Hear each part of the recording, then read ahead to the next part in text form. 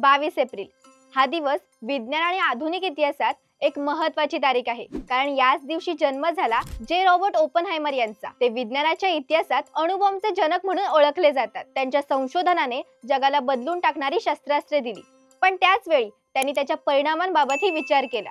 चला त्यांच्या आयुष्याची आणि योगदानाची थोडक्यात झलक पाहूया। नमस्कार, मी अनुश्री आणि तुम्ही पाहत आहात कलाकार दिनविशेष। 22 एप्रिल जे रॉबर्ट ओपनहायमर यांचा जन्मदिवस। जूलियस रॉबर्ट ओपनहायमर एक सैद्धांतिक भौतिकशास्त्रज्ञ आणि तत्वज्ञ होते। त्यांचा जन्म 22 एप्रिल 1904 साली न्यूयॉर्क मध्ये झाला। त्यांच्या प्रसिद्धीस मुख्य कारण म्हणजे त्यांनी केलेले मॅनहॅटन प्रकल्पाचे नेतृत्व। मॅनहॅटन प्रकल्प 1942 मध्ये दुसऱ्या महायुद्धादरम्यान अमेरिकेने गुप्तपणे अणुबॉम्ब तयार करण्यासाठी मॅनहॅटन प्रकल्प सुरू केला।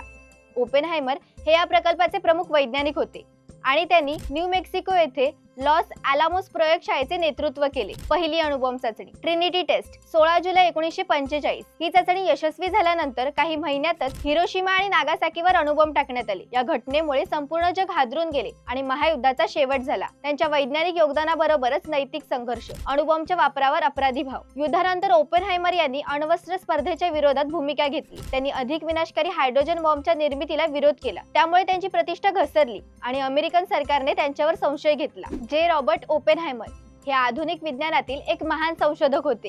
त्यांनी अणुबॉम्ब तयार केला, पण त्याच्या परिणामांची जाणीव झाल्यावर ते स्वतःच त्याच्या विरोधात गेले। त्यांच्या जीवनकथेने विज्ञान आणि नैतिकतेमधील संघर्ष अधोरेखित केला। विज्ञानाच्या शक्तीचा उपयोग मानवतेच्या हितासाठी व्हावा, विनाशासाठी नव्हे।